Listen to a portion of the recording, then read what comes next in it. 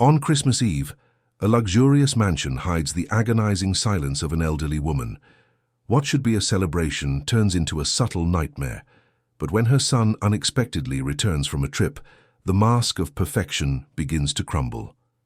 If this story caught your interest, don't forget to subscribe to our channel and let us know what city you're watching from. Let's continue. The afternoon light streamed through the expansive windows of the apartment on the Upper East Side of Manhattan, casting golden reflections on the Italian marble floors. Everything in it seemed carefully chosen to impress. The beige, leather sofas imported from Italy, the silk pillows with delicate embroidery, the abstract paintings signed by renowned artists whose names were spoken with reverence in art galleries. Each object occupied its place with almost surgical precision, as if the entire home were a permanent showcase of good taste and success. There was no room for chance, for the imperfect, for anything that didn't align with the image of absolute perfection they were trying to build there. However, amidst all that carefully orchestrated visual harmony, there was a presence that didn't seem to belong. Helen, a 73-year-old woman with grey hair, pulled back in a simple, discreet bun, moved through the house with an almost ghostly lightness.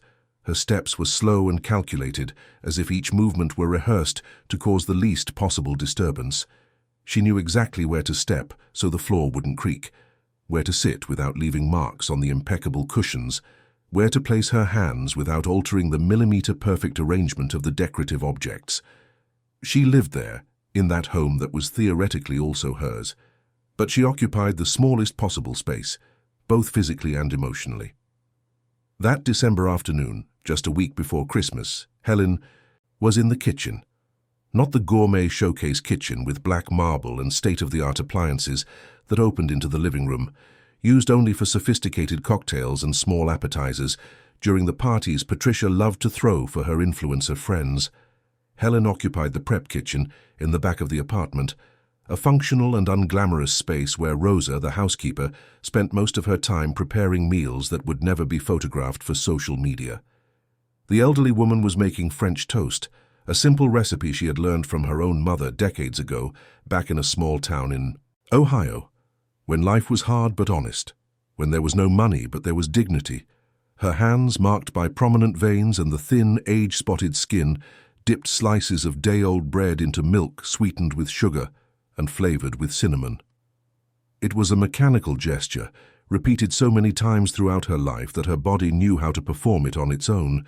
But Helen's eyes were distant, lost in memories of other Christmases, when Ethan was just a skinny, barefoot boy, running through the simple house where they lived, with its peeling walls and a ceiling that sometimes dripped when it rained hard.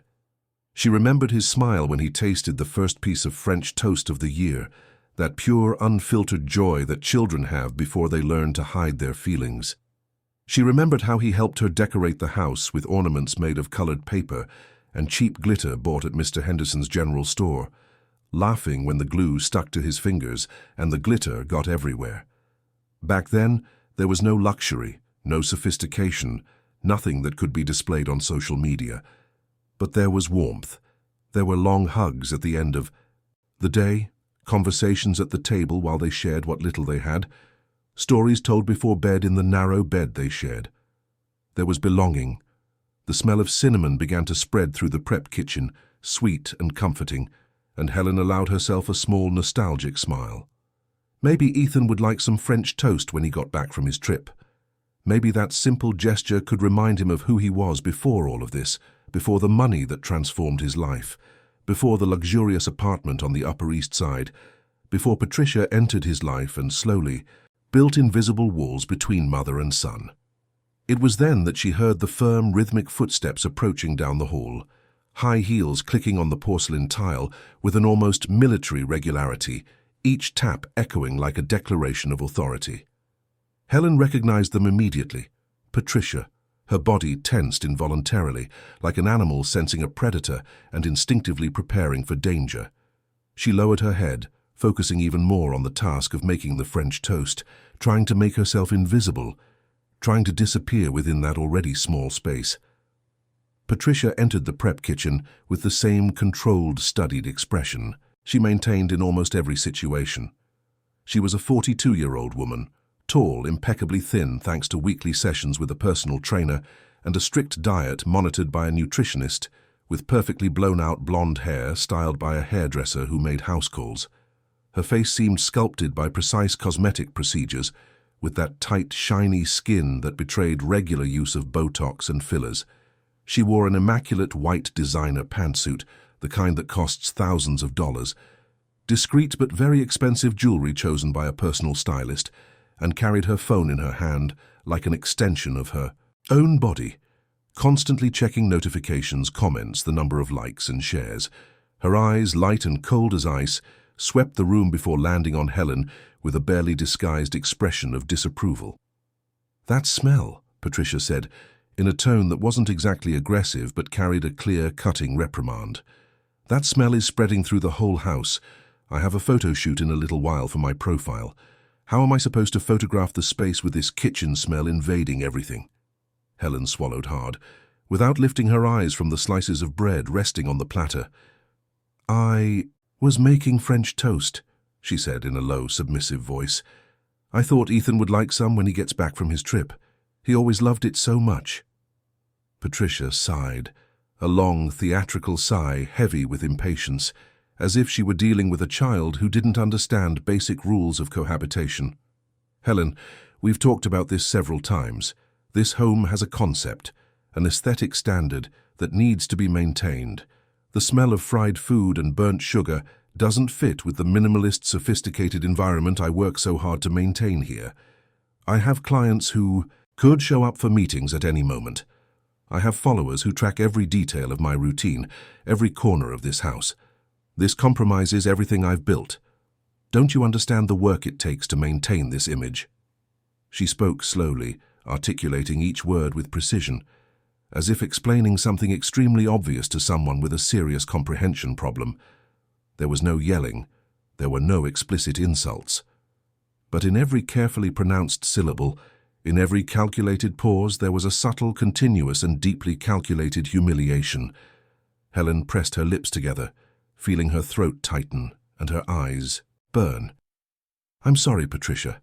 I didn't think about that. I'll finish up quickly and air everything out. I promise there won't be any lingering smell." Patricia watched the elderly woman for a few more seconds, with that appraising look she used to judge everyone and everything around her, classifying people and situations into what served her image and what didn't. Then she waved her hand slightly, an elegant but cold gesture of dismissal, and turned to leave. Before walking through the door, however, she stopped and looked over her shoulder with a thoughtful expression. "Oh, and Helen, one more thing. I'm having some friends over for dinner tonight. I'll be photographing the table, the decor, the drinks. It would be better if you stayed in your room after 7. I don't want you to feel uncomfortable with all the activity and so many strangers walking around." The sentence was wrapped in false concern, but they both knew the truth behind the words. Patricia didn't want Helen to appear in the photos. She didn't want her followers to know that an elderly woman lived there, shattering the image of eternal youth and a perfect life that she sold daily. Helen nodded, in silence, and Patricia left, her heels echoing down the porcelain hallway until they disappeared into the distance, leaving only the sound of awkward silence behind. The old woman stood still for a long moment, looking at the slices of bread soaked in sweet milk. Her eyes began to burn more intensely, but she blinked several times, forcing the tears not to fall. There was no point in crying. Crying changed nothing. Crying would only make Patricia say she was being dramatic, too sensitive that she couldn't handle reality. Rosa, who was organizing the nearby pantry, approached slowly with cautious steps. She was a 50-year-old woman with kind eyes that had seen a lot in that house over the past 6 years. She knew the toxic dynamic that had taken root there and felt a deep compassion for Helen. But she also knew, with the wisdom of someone who needs to survive, that any direct interference could cost her her job, and she had 2 daughters to support. "Would you like me to finish making the French toast, Helen?" she asked in a low voice, almost a whisper, looking around to make sure Patricia was really gone. Helen shook her head, trying to smile but managing only a sad expression. "No, Rosa, I'll finish it. But thank you for being here." The two women exchanged a look of silent understanding. Rosa didn't leave. She stayed there, close by, a silent presence of solidarity. Sometimes the simple fact of not being completely alone was a relief, however small. Helen continued preparing the French toast, but now the gesture no longer brought the comfort it once had. The sweet memory of young Ethan's smile was replaced by the memory of the adult Ethan, always in a hurry, always busy, always absent even when he was present. He had been in Miami for almost 10 days, attending a series of important meetings to expand the tech company he had founded years ago with 2 partners.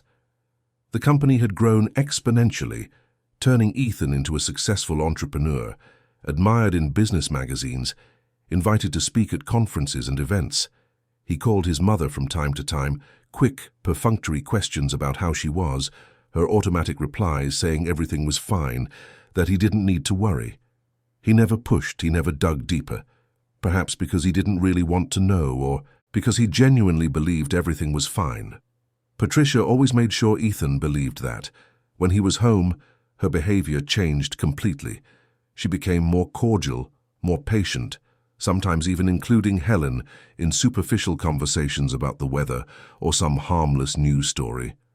But as soon as Ethan left for the office or boarded a plane for one of his frequent business trips, the mask fell away completely and the real Patricia emerged. Cold, controlling, meticulous, obsessed with keeping every inch of the house and her life within the strict standards she herself had established. That house was the main stage for her carefully constructed digital life.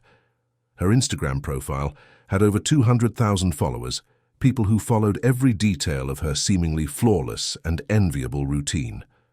Photos of perfectly arranged breakfasts with artistically displayed organic fruit, minimalist decor with Scandinavian design objects, designer clothes worn with a studied casualness, trips to paradise destinations where everything seemed spontaneous but was meticulously planned.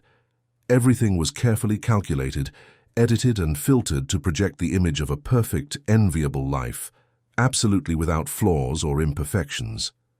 And Helen, with her simple clothes bought at department stores, her slow movements marked by age, her silent sadness that weighed on the atmosphere, did not fit into this manufactured scenery. She was a dissonant element, a human imperfection that needed to be hidden, erased, kept far from the cameras and prying eyes. Helen finished making the French toast with slightly trembling hands and covered the platter with a clean, faded dish towel. She put it away in the prep kitchen's refrigerator, far from the stainless steel fridge in the gourmet kitchen, where Patricia would display the sophisticated dishes ordered from an expensive caterer for that night's dinner. She washed her hands slowly under the warm water, dried them on the worn apron she had used for years, and then walked slowly to her room, each step feeling as if she were carrying the weight of the world on her shoulders. It was a small, charmless room at the back of the apartment, near the laundry area and Rosa's room. It had once been a maid's room in older apartments, and Patricia had convinced Ethan with seemingly logical arguments that it would be better for his mother to stay there, since the room had its own bathroom and she would have more privacy and independence. In reality, it was an elegant way to keep her isolated, segregated, far from the main areas of the apartment, far from important guests, far from the life Patricia was trying to sell as a product on social media. Helen sat on the edge of the narrow twin bed and looked out the small window that faced the building's air shaft. From there you couldn't see the blue sky, the trees, or the vibrant city. You could only see grey, dirty walls, the windows of other apartments where other lives were happening, and exposed pipes. She thought of Ohio, of the humble, but dignified house where she had raised Ethan alone after her husband left for a job opportunity in New York that never materialized as promised. She thought of the immense sacrifices she had made so her son could study, graduate, and build a better life than hers. She had worked as a seamstress for years, sewing late into the night under the dim light of a single bulb, damaging her own eyesight to pay for his private school, his supplies, his courses. And he did build that better life. Ethan was a successful man, respected in his field, financially stable and secure. But somehow, painfully and incomprehensibly, on the path to material success, He had emotionally distanced himself from everything he once was, from all the values she had tried to teach him. She didn't blame him completely. She wasn't angry with him. Life teaches often harshly that people change, that priorities shift, that success has an invisible but high price. And maybe Ethan truly believed he was taking proper care of her by bringing her to live in that luxurious 3,000 square foot apartment, by ensuring she had material comfort, clean clothes, food on the table, private doctors. He didn't see, because he wasn't there to see what happened when he was away. He didn't see Patricia's icy glares, the curt orders disguised as suggestions, the constant silent exclusions, the daily humiliation that came in small doses, but, when accumulated, poisoned the soul. And Helen didn't have the courage to tell him. She didn't want to be seen as a grumpy, problematic old woman, didn't want to cause conflict in her son's marriage, didn't want to be an even bigger burden than she already felt she was. That night, while Patricia hosted her influencer friends in the dining room with a table set worthy of a decor magazine cover, with imported flowers, English porcelain and crystal glasses, Helen remained locked in her small, stuffy room. She could hear the muffled but unmistakable sound of shrill laughter, of animated conversations about luxury brands and international travel, of the elegant clinking of French wine glasses. It was like being in a completely parallel world, separated by thin but insurmountable walls from a life that was happening without her, despite her ignoring her existence. Rosa knocked lightly on the door around 10 at night, bringing a carefully prepared plate of food from the dinner. "Patricia asked me to bring you something," she said in a low voice, but they both knew it was just an empty formality. Patricia wanted Helen to be fed and healthy, not out of genuine affection or loving concern, but because any health problem, any hospitalization or emergency, would be a tremendous inconvenience, a break in the perfect routine she orchestrated. Helen thanked her with a tired smile and ate in silence, sitting on the edge of the narrow bed, listening to the distant, muffled sounds of the party that wasn't hers, that would never be hers. Afterward she lay, down early, still dressed, but sleep didn't come easily. She stared at the stained ceiling, thinking about how life takes strange and cruel turns. She, who had once been Ethan's one and only reference, the person he loved most in the world, the one he ran to in moments of fear or joy, was now treated like a misplaced object, an old piece of furniture that didn't match the new decor. Meanwhile, across the Atlantic Ocean, in a luxury hotel on Miami Beach, Ethan was sitting on the edge of the king-size bed, staring blankly at his phone screen. He had just finished another mentally exhausting meeting with Japanese investors and felt a weariness that went far beyond the physical. It was a deep emotional exhaustion, a growing emptiness that had been quietly settling in for months, perhaps years, like a shadow slowly but relentlessly expanding. He thought about calling his mother, but he glanced at the Swiss watch on his wrist and mentally calculated that it must be very late in New York. He decided to leave it for the next day, as he always did.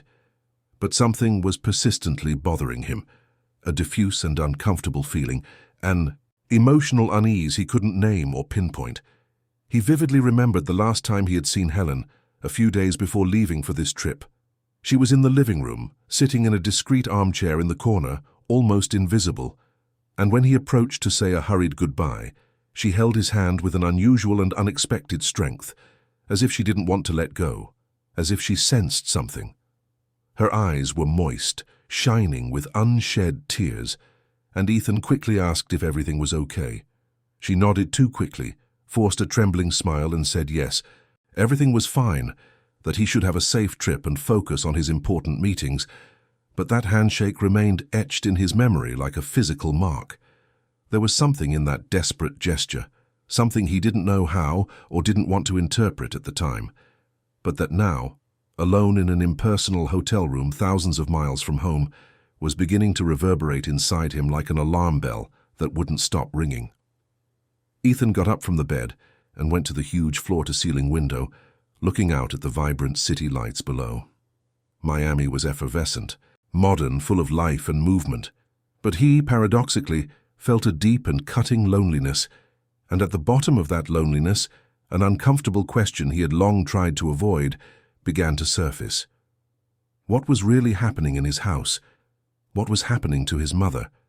He shook his head, trying to push away the disturbing thoughts. Patricia always emphatically assured him that everything was fine, that she took great care of Helen, that the house ran perfectly like a Swiss watch. He trusted her, or at least he tried to convince himself that he did. But why then? Did this persistent restlessness not leave him? Why did his mother's handshake haunt him so?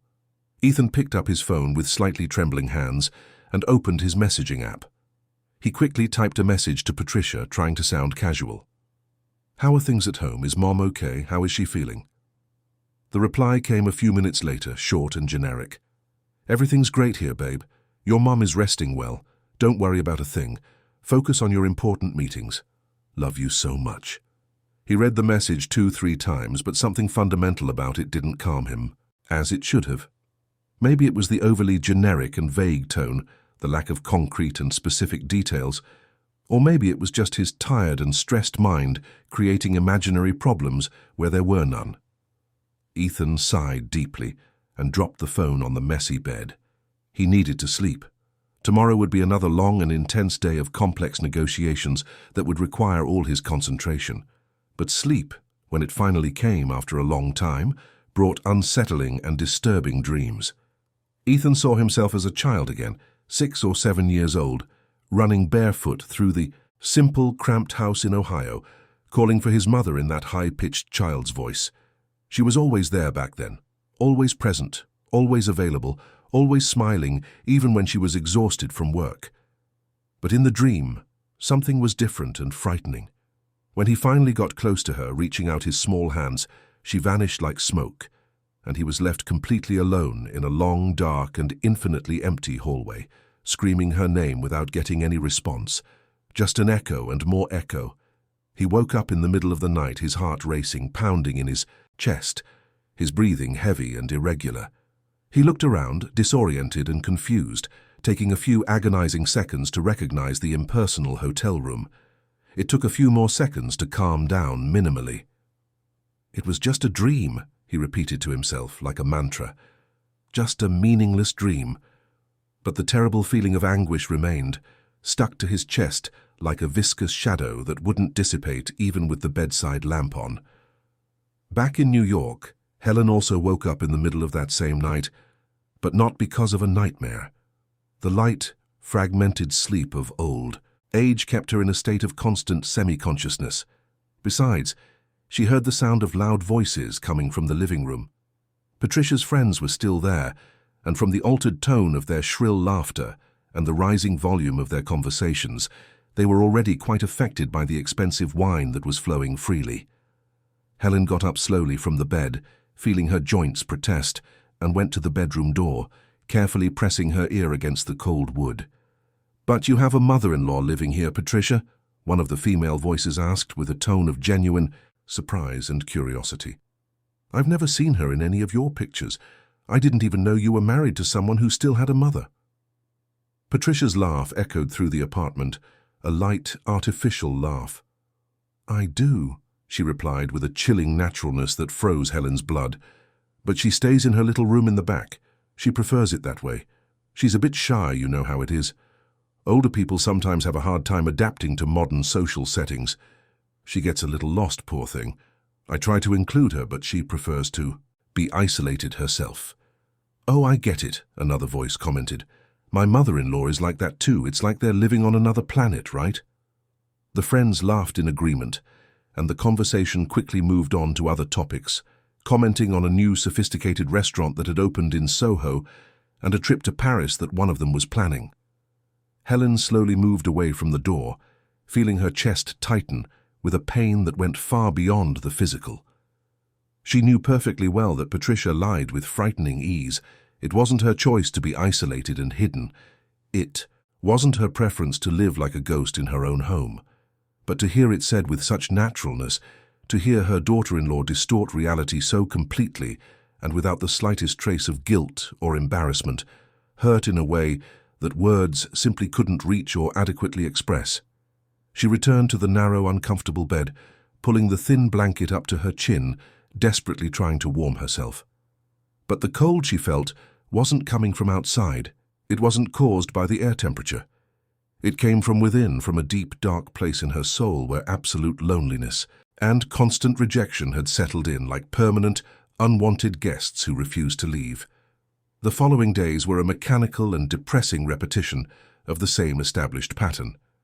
Helen would wake up early before dawn, have breakfast alone in the prep kitchen while the house was still asleep, and carefully avoid circulating in the main common areas when Patricia was awake and moving about the apartment.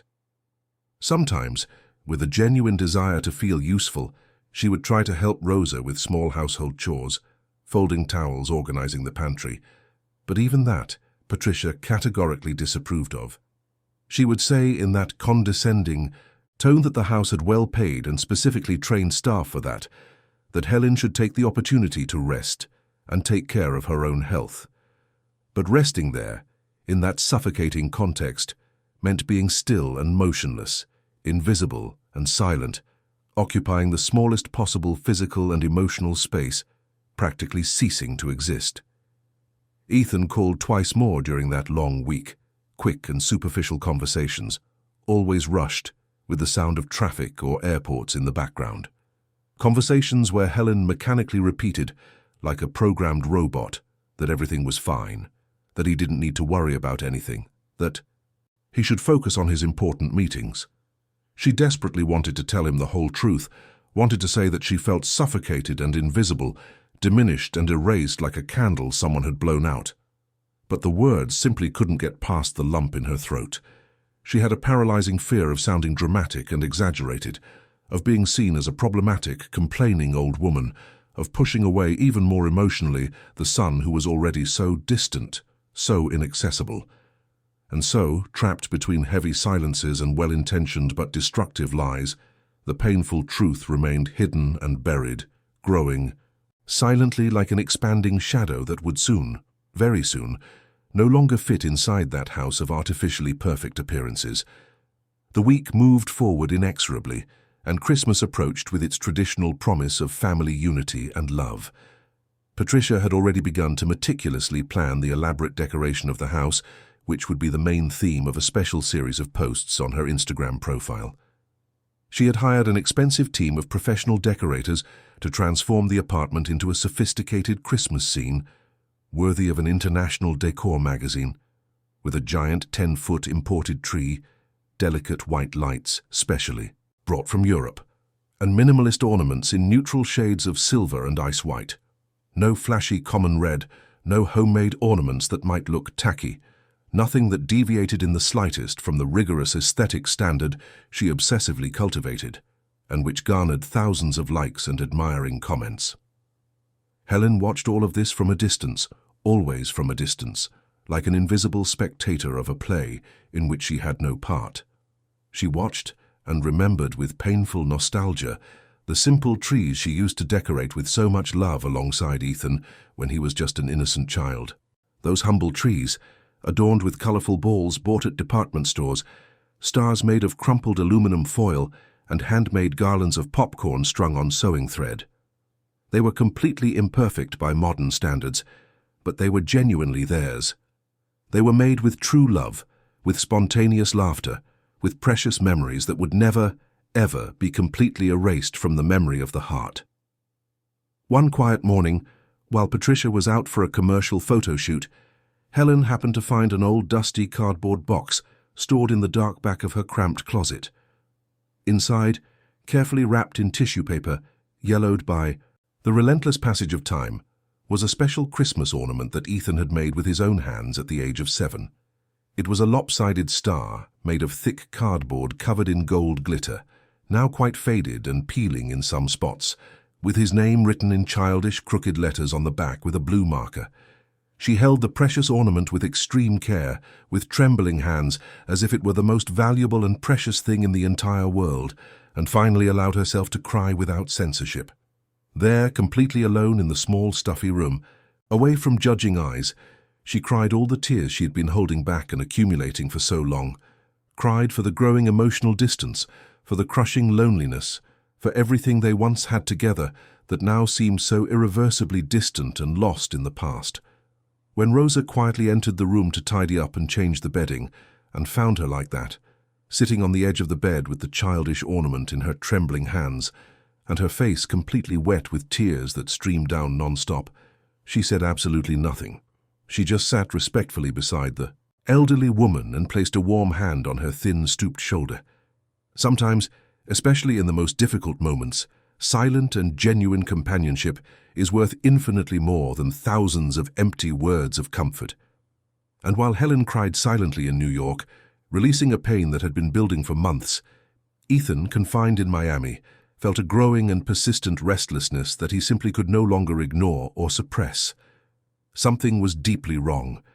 He couldn't identify exactly what, couldn't name or locate the exact source of the discomfort, but he felt it with a visceral certainty that grew with each passing hour.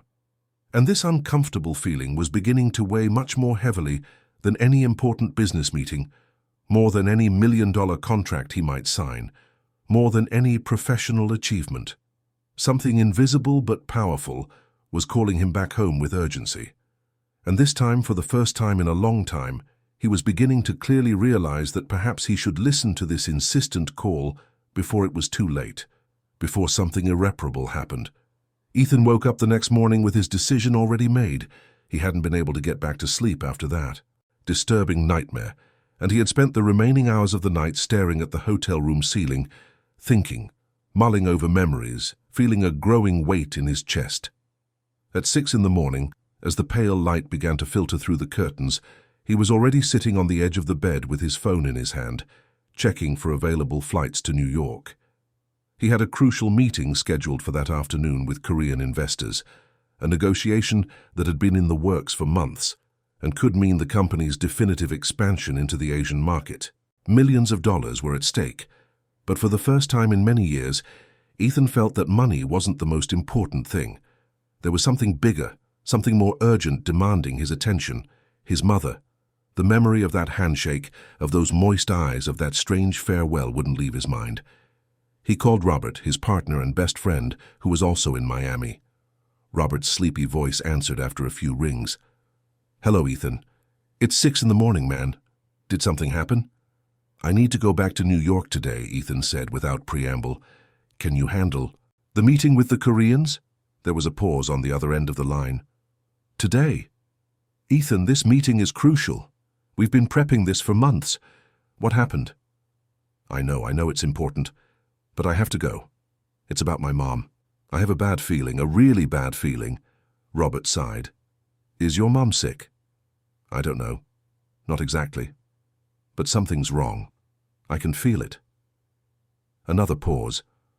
Robert had known Ethan for 15 years since college. He knew his friend wasn't one to make impulsive decisions, especially when it came to business. If he was saying he had to go, there was a serious reason. "All right," Robert said finally. "I'll handle the meeting. But are you sure about this?" "I am. Thanks, Rob. I owe you one." "Go on, and I hope your mum's okay."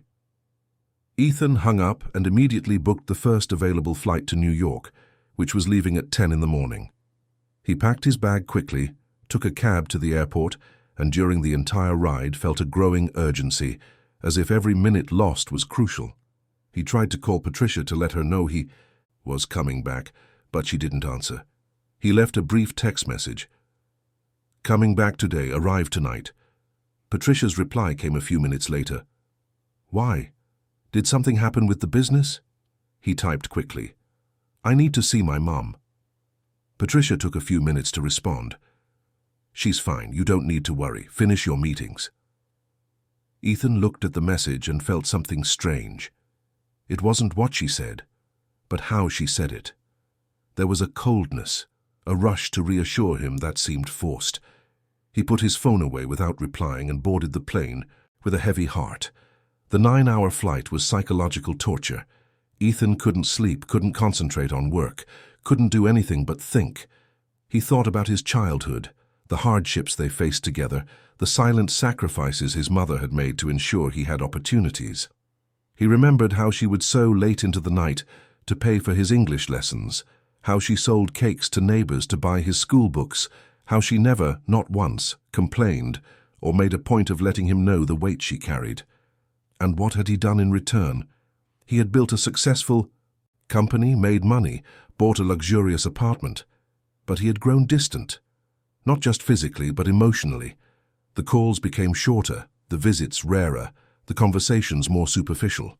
He told himself he was busy building a better future, but now, at 39,000 feet, he began to question. Better for whom? He remembered when he brought Helen to live with him and Patricia 3 years ago. At the time, it seemed like the right decision. She was alone in Ohio, getting older, needing care. He thought that bringing her to New York, to a spacious apartment with every comfort, would be a way to repay everything she had done. But was she happy there? Had he really paid attention? Ethan closed his eyes and forced himself to remember. When was the last time he sat down with his mother to have a real conversation? Not a quick chat about her health or if she needed anything, but a real talk about life, about memories, about feelings. He couldn't remember, and that hurt more than anything. The plane finally landed at JFK at 9 at night. Ethan grabbed just his carry-on and quickly left the airport, hailing a cab. During the ride along the FDR Drive, illuminated by the city lights, he tried to call home.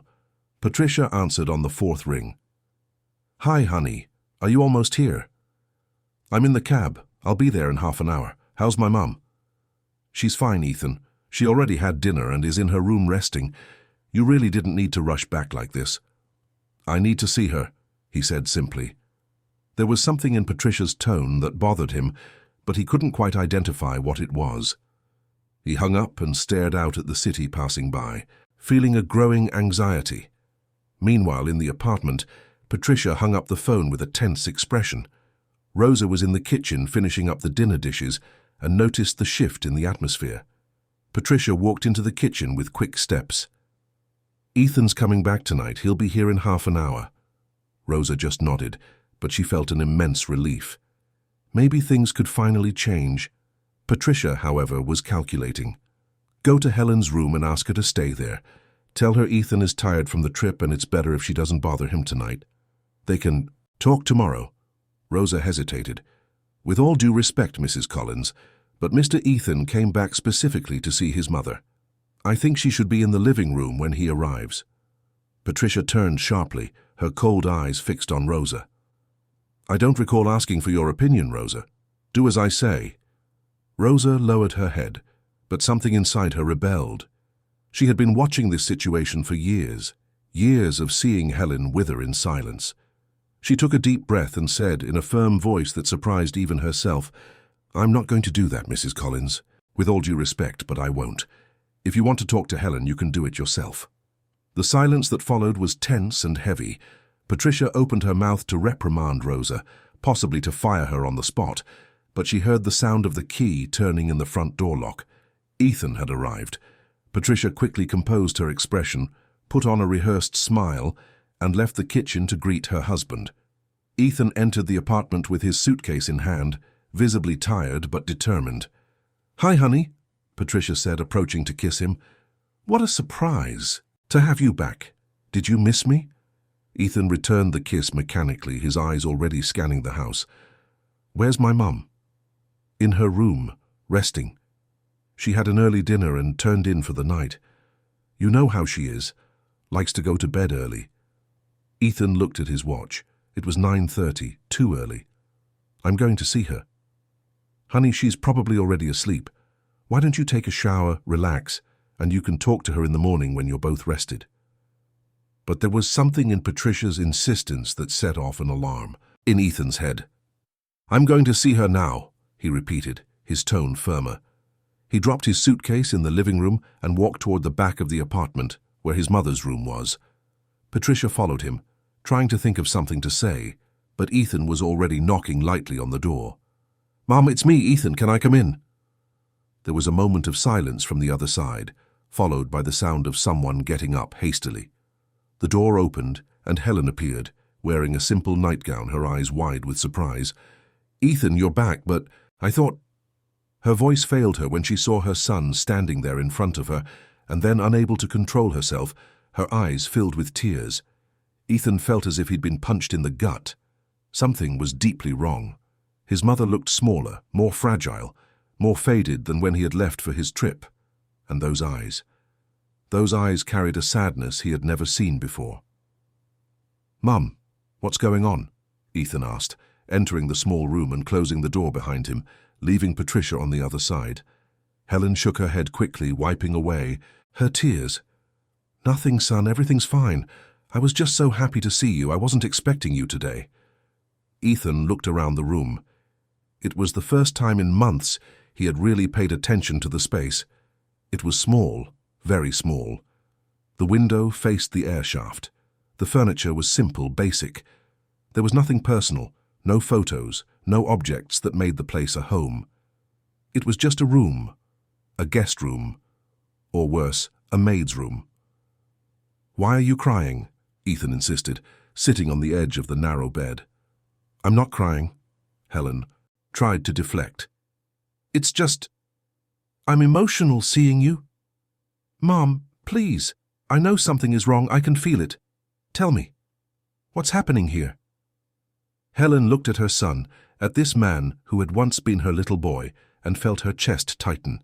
She wanted so badly to tell him, to open her heart and let out all the pain she had been accumulating. But she was afraid of causing trouble, afraid of being seen as a dramatic old woman, afraid of losing the little she still had. "Everything is fine, Ethan," she repeated, but her voice trembled. Ethan took her hands, which were cold and trembling. "Mom, I came back from Miami because I had a feeling, because I dreamed about you, because something told me you needed me. Please, don't lie. What's going on?" And it was in that moment, with her son holding her hands with those worried eyes fixed on hers, that the dam finally broke. Helen began to cry for real, a deep, painful cry that had been held back for so long. "I feel invisible, Ethan," she said in a broken whisper. "I feel like I don't belong anywhere, like I'm a burden, an inconvenience. I try to take up the least amount of space possible. I try not to get in the way, but even so..." Ethan's heart broke. "Even so what, Mum? What happens when I'm not here?" Helen glanced at the closed door, knowing Patricia was probably on the other side, and lowered her voice even more. "She doesn't like me here. I understand. It's her house. She has the right to want things a certain way. But sometimes I feel so lonely. So..." Ethan pulled his mother into a hug, and she buried her face in his shoulder, crying out everything she had held in.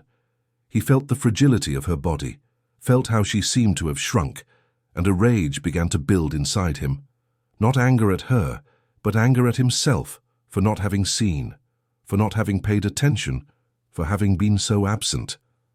"I'm sorry, Mom," he said, his voice thick with emotion. "I'm sorry I didn't realize it sooner. I was so focused on work, so worried about things that don't matter, that I didn't see what was happening in my own home." They stayed like that for long minutes, embracing, as Helen cried and Ethan tried to process everything he was discovering. When she finally calmed down a bit, he pulled away and looked into her eyes. "I want you to tell me everything. From the beginning. What happens here when I'm not around?" And Helen, tired of carrying that weight alone, began to tell him. She spoke of the subtle humiliations, the orders disguised as suggestions, of how she was kept away from guests, how the smell of her cooking bothered Patricia, how her presence shattered the aesthetic of the house. She talked about being locked in her room during dinner parties, about being treated like a misplaced piece of furniture, about how she had become invisible in the very home that was supposed to be hers too. Ethan listened to it all in silence, feeling the anger grow with every word. It wasn't an explosive anger, but a cold, determined one. How had he not seen? How had he let this happen? When Helen finished her story, he was silent for a moment, processing. Then he stood up and said, with a calmness that contrasted with the storm inside him, "You're not sleeping in here tonight." Ethan opened the small closet and started grabbing some of his mother's clothes. "Come on, you're sleeping in the master suite with me, and tomorrow we'll sort this out once and for all." "But Ethan, Patricia will..." "I don't care what Patricia will say," he interrupted firmly. "This is my house too, and you are my mother. You should be in the best suite in this apartment, not in this tiny room. I was an idiot not to see that before, but I see it now, and things are going to change.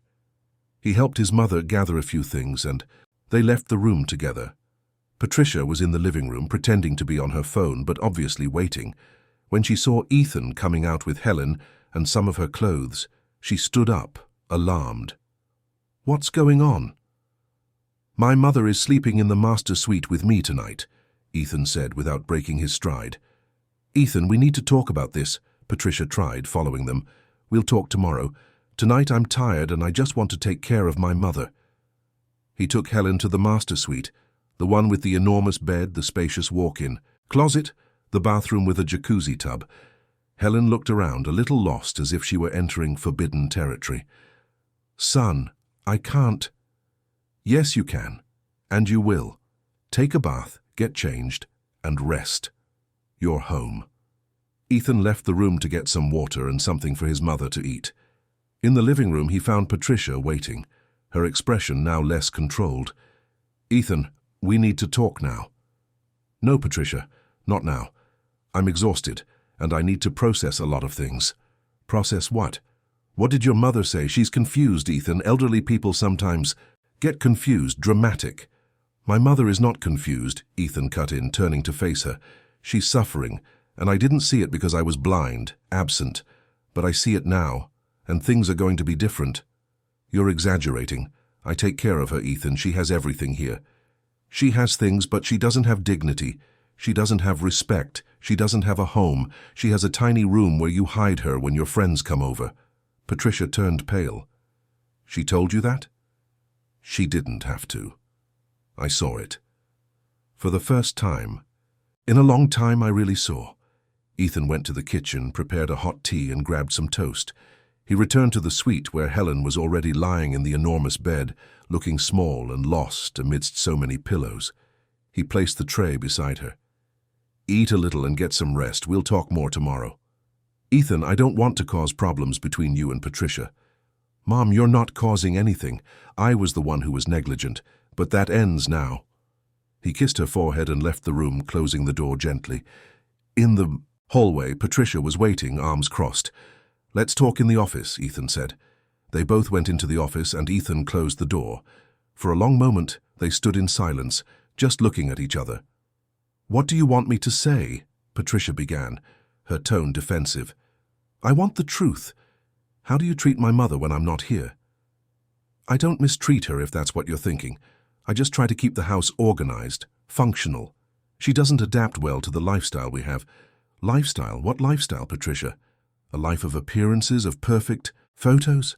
My mother is not a piece of decor that can be hidden when she doesn't match the aesthetic. You don't understand the pressure I'm under, Ethan. My career depends on the image I project, and your mother—" "My mother, what? Isn't young enough? Isn't sophisticated enough? Doesn't work for your photos? You're twisting everything." "No, Patricia. For the first time, I'm seeing everything clearly, and I don't like what I see." The argument continued for over an hour, with Patricia trying to defend herself and Ethan, beginning to understand the full scope of the problem. When they finally left the office, it was well past midnight. Ethan went to the master suite and found his mother sleeping, finally relaxed. He watched her for a moment, feeling a mix of love, guilt, and determination. He lay down on the sofa in the room so as not to disturb her and stayed there awake, planning what he would do the next day. One thing was clear. Things could not go on as they were. They had to change. And they would. The next morning arrived with a heavy silence in the apartment. Ethan woke up early after a restless night on the suite sofa. Helen was still sleeping soundly, emotionally exhausted from the previous night's events. He tucked the comforter around her and left the room quietly, closing the door with care. In the kitchen, he found Rosa making coffee. She greeted him with a respectful nod. "Good morning, Mr. Ethan." "Good morning, Rosa." He hesitated for a moment, then asked, "How long have you worked here?" 6 years, sir." Ethan nodded, pouring himself some coffee. "Can I ask you an honest question?" "Of course, sir." "How does Patricia treat my mother when I'm not here?" Rosa looked down, clearly uncomfortable. "Mr. Ethan, Please, Rosa, I need to know the truth. I won't judge you for anything. I just want to understand what really happens here." Rosa took a deep breath. She glanced down the hall, making sure they were alone, and then began to speak, her voice low but firm. "Mrs. Collins, she treats Helen as if she shouldn't be here. She orders her to stay in her room when she has guests. She complains about everything she does, the smell of her food, the noise, her presence. Helen spends her entire day trying not to bother anyone, not to make a sound, not to exist. It's sad, Mr. Ethan, very sad." Ethan felt his chest tighten. "Why did you never tell me?" Rosa looked at him with an expression of someone who had carried a weight for a long time. "Because I'm an employee, Mr. Ethan. If I said anything against Mrs. Collins, she would fire me. And I have 2 daughters to support. I wanted to say something so many times, but I understand." Ethan placed his cup on the counter. "And I thank you for telling me now. You will not be fired, I guarantee it." At that moment, Patricia entered the kitchen, already impeccably dressed despite the early hour. Her cold eyes landed on Ethan and then on Rosa. "Rosa, could you give us a moment?" The housekeeper left quickly, relieved to escape the situation. Ethan and Patricia were left alone, the tense silence hanging between them. "Sleep well?" Patricia asked, in a tone that tried to sound casual but failed. "Not really. I spent the night thinking." "Ethan, I think you're blowing this all out of proportion. Your mother is well taken care of here." "She is not well, Patricia. She is suffering. And I was an idiot for not noticing. Elderly people are sensitive. She might have misinterpreted some things." "Some things?" Ethan turned to face her directly. "You keep her hidden in a tiny room. You forbid her from being seen when you have guests. You treat my mother as if she were an embarrassment to you." "I do not treat her like that." "Then how do you treat her? Tell me, Patricia, how do you act when I'm not here?" Patricia crossed her arms defensively. "I keep the house running. I have a job, Ethan, a job that depends on the image I project. Your mother doesn't understand that." "My mother doesn't need to understand. She just needs to be treated with dignity and respect, and you are not giving her that. You're judging me without understanding my side. Then explain it to me. Make me understand why you think it's acceptable to humiliate a 73-year-old woman who has done nothing to you but exist." Patricia opened her mouth to respond, but nothing came out. For the first time, she had no ready arguments, no well-crafted justifications. The silence stretched between them, heavy and final. "I can't stay married to someone who treats my mother like this anymore," Ethan said at last, his voice low but firm. Patricia paled. "What are you saying?" "I'm saying that things need to change drastically, or our marriage is over. And I'm not talking about superficial changes. I'm talking about a complete transformation in how you see and treat my mother. Are you giving me an ultimatum? I'm telling you the truth. I brought my mother to live here because I thought it would be better for her. But I turned her life into a living hell, and I cannot accept that. I'm not going to choose between you and her, Patricia, because I shouldn't have to.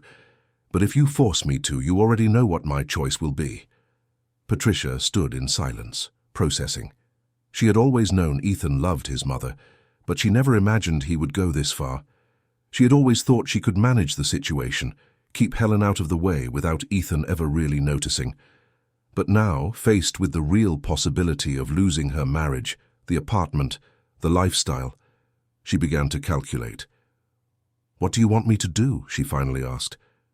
"I want you to treat my mother like a human being. With respect, with kindness, as part of the family. I want her to feel at home, not like an intruder.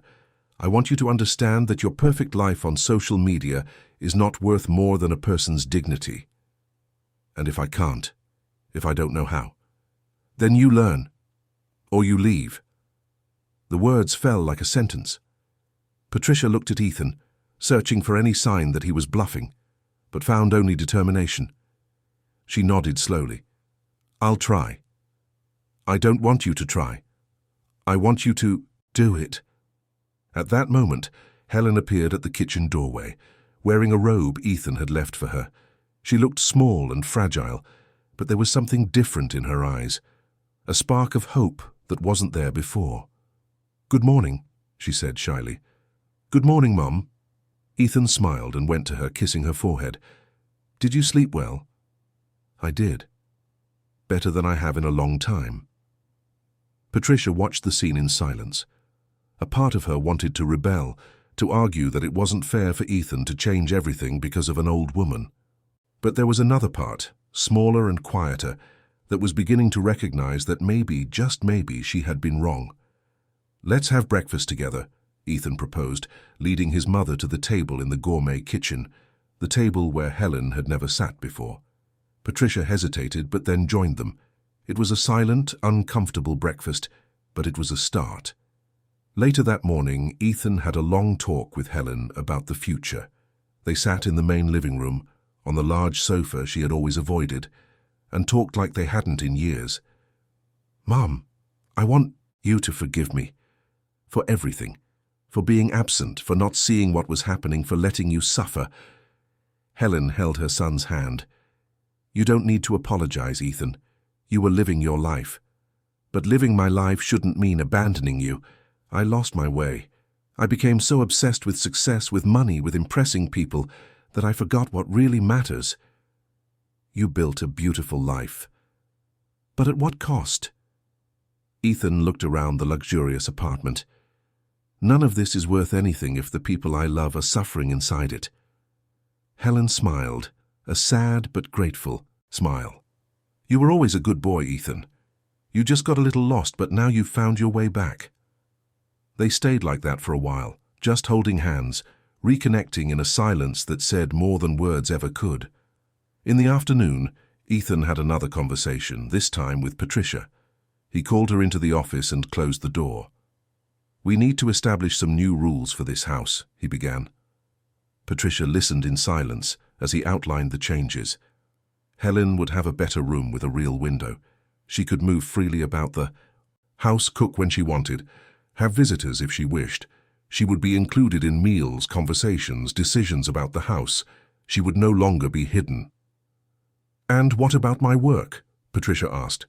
"My photos, my profile?" "You can continue with your work, but my mother is part of this family, and if she appears in your photos, I don't see a problem with that. In fact, I think it would be honest, to show that real life includes all generations, not just artificial youth. My followers won't like it. Then maybe you need to rethink what kind of followers you want." Ethan looked at her seriously. "Patricia, I understand your career is important to you, but it can't be more important than treating people with dignity." Patricia was silent for a long moment. Then she said in a small voice, "I don't know if I can change. I've been this way for so long."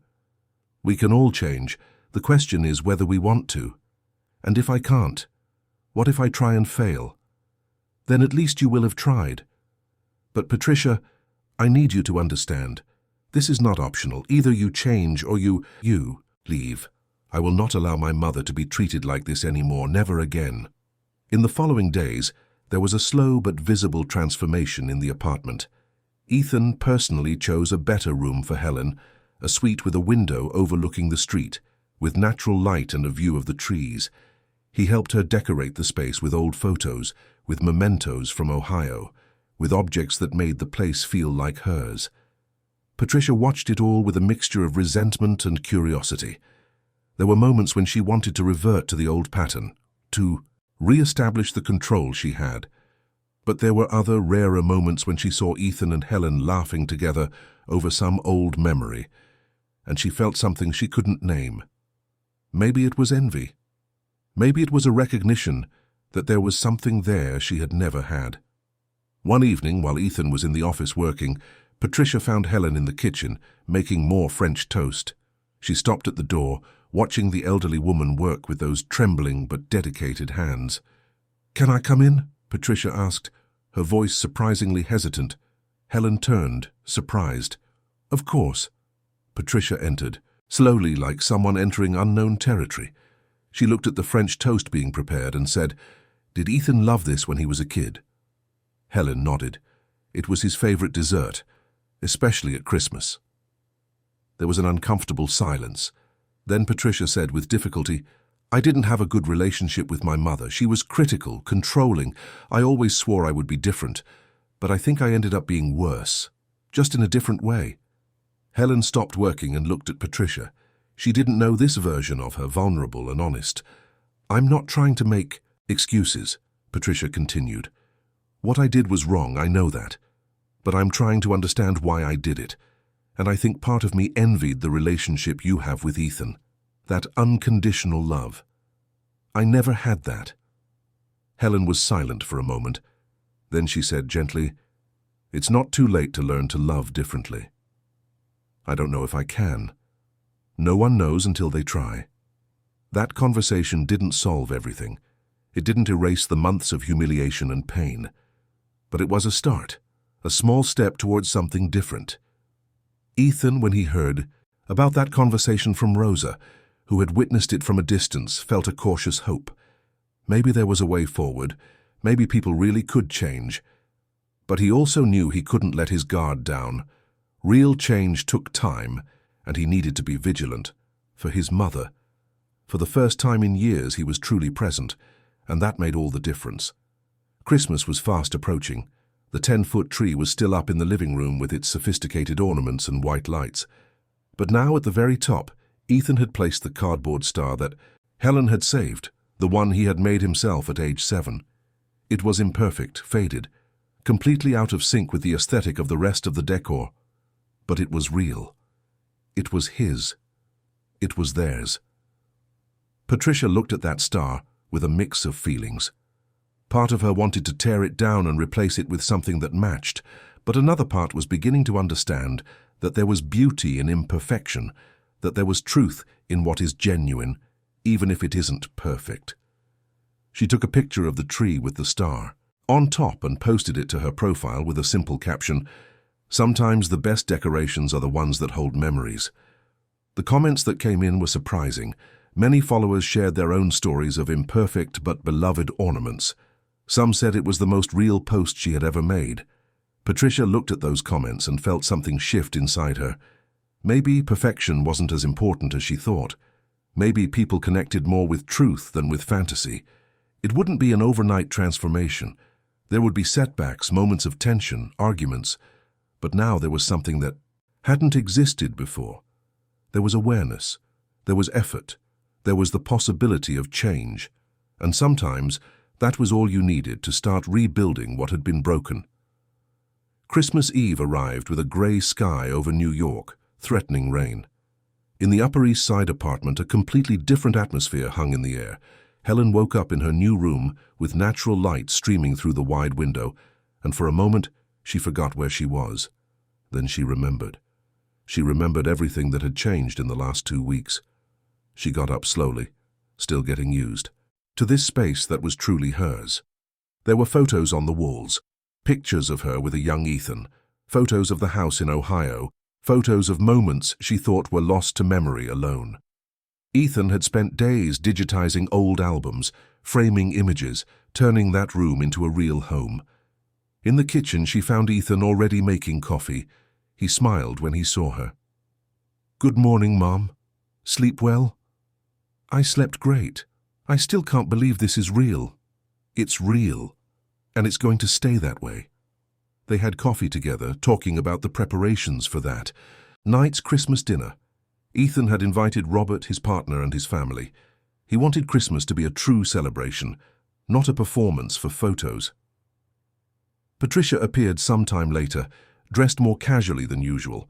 For the past few days, she had been trying. It wasn't easy, and there were moments when the old patterns threatened to return, but she was genuinely making an effort.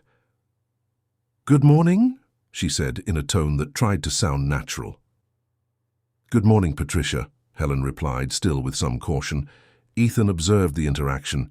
He knew the relationship between the two was far from resolved.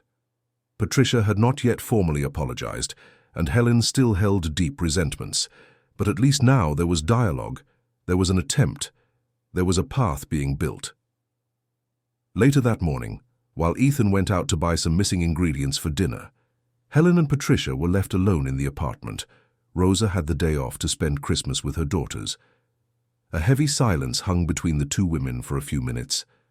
Then Patricia, gathering her courage, approached Helen, who was in the living room looking out the window. "Helen," she began, her voice hesitant, "I need to talk to you."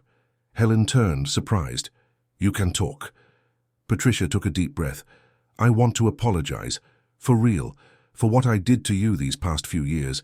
It was cruel. It was inhuman. And I have no excuse that can justify it. I was so obsessed with my image, with my perfect life, that I forgot you were a person who deserves respect and dignity." Helen was silent, processing the words. They were words she never expected to hear.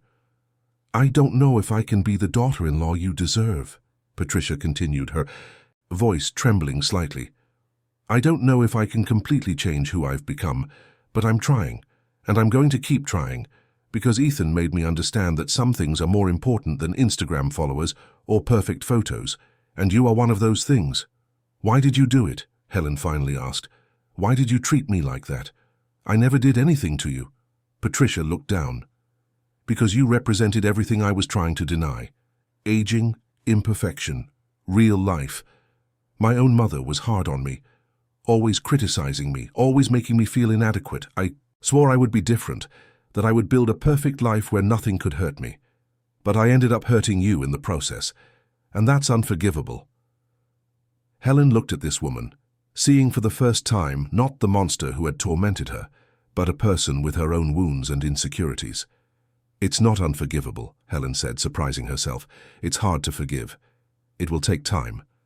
But it's not unforgivable." Patricia looked up, surprised. "You could really forgive me?" "In time. If you really change. If you treat me like a person, not an object. I promise I will try. Every day." The two women stood there in a silence that was no longer completely hostile. There was pain, there were resentments, but there was also the possibility of healing, and sometimes the possibility was all you needed. When Ethan returned from shopping, he found the two of them in the kitchen, Patricia trying to learn how to make French toast from Helen. It was awkward, strange, and Patricia clearly didn't know what she was doing, but she was trying.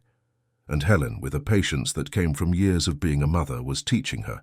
Ethan stood at the doorway, watching a scene that would have been impossible 2 weeks ago. He felt his eyes burn, but they were tears of relief, of hope. In the afternoon, they began preparing for dinner. Unlike Patricia's previous dinners, this one would not be professionally photographed. There would be no expensive catering or perfect decorations. It would be a simple meal, prepared by themselves, with real food and genuine conversations. Helen prepared her Ohio specialties, chicken and dumplings, cornbread, a hearty bean casserole. Ethan made the stuffing he had learned to make with her as a child. And Patricia, surprisingly, helped make the salad and set the table. It wasn't the perfect table from her previous dinners, but it had flowers Ethan had bought at the market, simple but beautiful dishes, and candles that created a cozy atmosphere. When Robert arrived with his wife and 2 small children, the apartment was filled with the smells of home cooking. The children ran through the house, messing up the impeccable order Patricia had always maintained. Ethan looked at his wife, expecting some reaction, but Patricia just smiled, a small but genuine smile. "They're kids," she said simply. "Kids make messes." The dinner was warm and joyful. Helen talked with Robert's wife about old recipes. Ethan and Robert reminisced about college stories. The children filled the room with their energy, and Patricia, for the first time in a long time, allowed herself to just be, without worrying about perfect angles or ideal lighting for photos. At one point, one of the children spilled juice on the tablecloth. Patricia felt the old instinct rise, the urge to scold, to fix it immediately. But she took a deep breath and just said, "It's okay, accidents happen." Ethan squeezed her hand under the table, a gesture of support and recognition. She was trying, really trying. After dinner, while the children played and the adults talked, Ethan asked for everyone's attention. "I'd like to make a toast," he said, standing up with his wineglass. "To my mother, Helen, who taught me everything that really matters in life. It took me a long time to remember those lessons, but I've finally come back to them. And also to Patricia, who is having the courage to change, to admit her mistakes, to try to be better. Change isn't easy, but it's possible, and this Christmas is proof of that. Everyone toasted, and Helen felt tears stream down her face. But this time they were tears of happiness, of belonging, of finally being truly home. Later, after the guests had left, the three of them sat in the living room, looking at the Christmas tree with the imperfect star on top. Ethan suggested they make a new ornament together, something to symbolize this new beginning. He brought out simple materials: cardboard, glue, glitter, ribbons. And the three of them sat on the living room floor like children, creating a completely lopsided and poorly made ornament. Helen laughed as she cut the cardboard with trembling hands. Ethan glued everything on crookedly, and Patricia, surprisingly, covered it all in glitter without worrying about the mess. When they finished, they looked at the result. It was hideous by any aesthetic standard, but it was theirs, it was real, it was made with love. Ethan placed the ornament next to the old star at the top of the tree. It looked even more out of place, even more jarring among the sophisticated decorations. But it was perfect precisely because it was imperfect. Patricia looked at it and thought about taking a picture for her profile, but then she decided against it. This moment wasn't for the world to see, it was just for them, and that was okay. "Let's make hot chocolate," Helen suggested. "Just like the kind we used to make in Ohio, Ethan." She went to the kitchen and prepared thick, sweet hot chocolate, serving it in simple mugs. The three of them sat on the sofa, drinking chocolate and talking about old memories, about the future, about how life can change when we least expect it. Patricia, who had always avoided conversations about the past, found herself listening, with genuine interest to Ethan and Helen's stories. Stories of hardship, of overcoming, of unconditional love. And for the first time she shared her own stories, her own pains, her own insecurities. Around 2 in the morning, Helen started to yawn. Ethan helped her to her room, tucked her into the comfortable bed and kissed her forehead. "Thank you, Mum, for everything, for not giving up on me." "I would never give up on you, Ethan. You're my son, my boy, always your boy." When Ethan returned to the living room, he found Patricia still awake, looking at the tree. "Are you okay?" he asked, sitting beside her. "I am, just thinking." She looked at him. "Ethan, I'm really going to change. It won't be easy, and I'll probably fail sometimes, but I want to change. I want to build something real here. I know, and I'll be here to support you. But Patricia, if at any point you realize you can't, that this isn't what you really want, don't stay out of obligation. We can't build anything real on falsehood. It's not an obligation, it's a choice. I choose to stay, I choose to try." They held each the other as the city slept outside. And for the first time in a long time, the apartment didn't just look beautiful. It felt like a home. The days following Christmas brought small victories and small challenges. Patricia had a relapse when Helen spilled coffee on the beige sofa. Her first instinct was to yell, to scold, to demand the elderly woman be more careful, but she took a deep breath, counted to 10, and just said, "It's okay. We'll clean it up together." Helen, for her part, began to allow herself to take up more space. She left her magazines on the coffee table. She watched soap operas in the main living room. She cooked when she felt like it. Slowly, her presence became more natural, more integrated. Ethan cut back on his business trips. He delegated more responsibilities to Robert and other partners. He now realized there was no point in building a professional empire if he lost what truly mattered in the process. One afternoon, Patricia suggested that Helen appear in one of her posts, not to hide her, but to show the truth of her life. "But only if you want to," she added quickly. "No pressure." Helen thought for a moment. "Okay," she finally said, "but no over-the-top filters. I want to look like myself." They took a simple photo, the two of them in the kitchen making cornbread. Patricia posted it with an honest caption about making mistakes, about learning, about a real family versus a fake one. The comments were mixed. Some followers criticized her, saying she had changed too much. Others applauded her honesty. Patricia decided she preferred the ones who applauded the truth. Slowly, Patricia's profile began to change. Fewer staged photos, more genuine moments, less artificial perfection, more real humanity.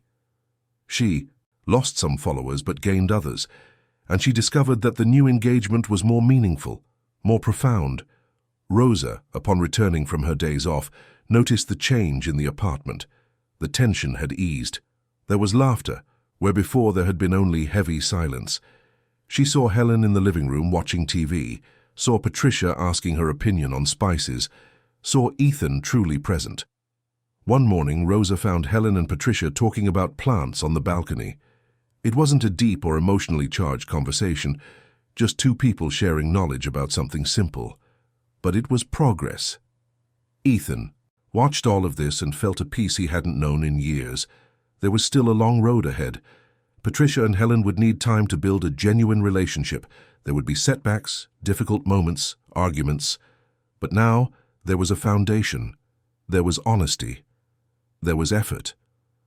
One January evening after the new year, the three of them sat in the living room again. Ethan had made a decision. "I want you both to know that I'm going to be more present from now on," he said. "I'll work from home whenever possible. I'll be here for whatever you need." "You don't have to do that for me," Helen said. "Your work is important." "My work is important," Ethan agreed, "but you two are more important. It took me a long time to understand that, but I get it now, and I'm not going to forget it again." Patricia took his hand. "We're going to make this work, the three of us together." And for the first time, those words felt true. It wasn't an empty promise, but a real commitment. The weeks turned into months.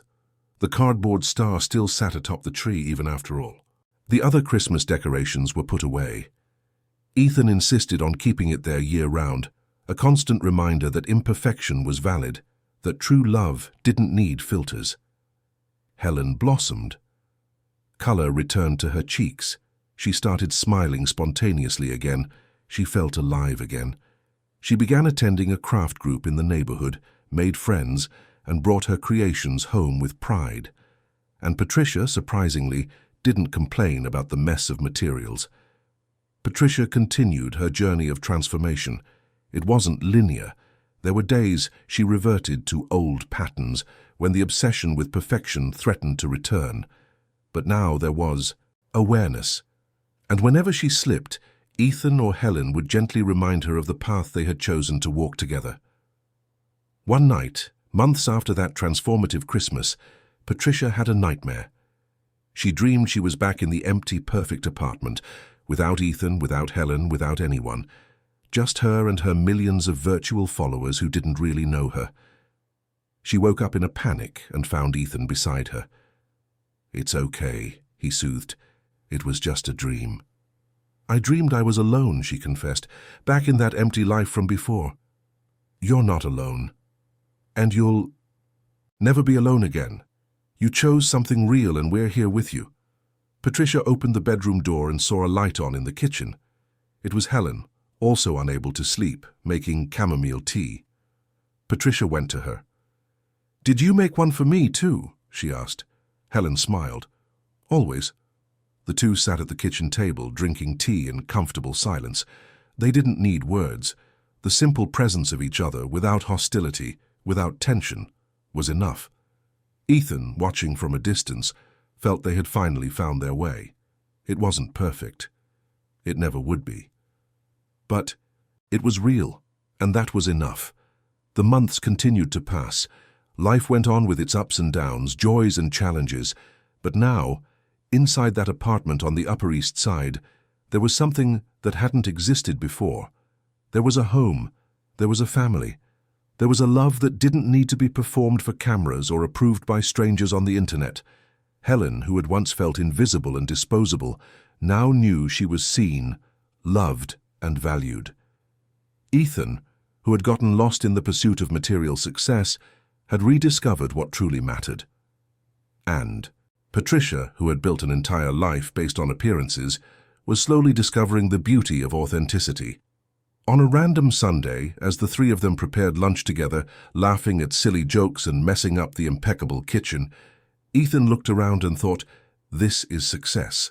Not the luxurious apartment, not the company's numbers, not the social status. This simple moment of real connection between people who care about each other. Helen, seasoning the chicken, hummed an old song from Ohio. Patricia, cutting vegetables completely crookedly, laughed at herself without embarrassment. Ethan, making the rice, felt a deep contentment that no amount of money could buy. And in that simple, ordinary, absolutely imperfect moment, they found what had always been there, waiting to be recognized. True love, true home, true life, without filters, without edits, without lies, just truth, with all its imperfections and all its beauty. The cardboard star atop the invisible tree watched over them, a silent witness to a transformation that no Instagram photo could ever fully capture. Because the best stories, the truest ones, are those lived far from the cameras, in the quiet of ordinary days, in small but meaningful gestures, in a love that needs no audience to exist. And so in that house that was once an empty showcase, there now lived an imperfect but real family, building memories that no filter could improve, because they were already perfect, just as they were. End of story. Dear listeners, we hope the story of Helen, Ethan, and Patricia has touched your heart. If you were moved by this journey of transformation, love, and new beginnings, please leave a like, subscribe to the channel, and tell us in the comments what resonated with you the most. Have you ever experienced something similar? Have you ever had to learn to value who truly matters? Every day we bring you intense stories like this one, revealing the deepest side of the human soul and reminding us that it's never too late to change, to ask for forgiveness, to rebuild what was broken. We'll see you in the next episode.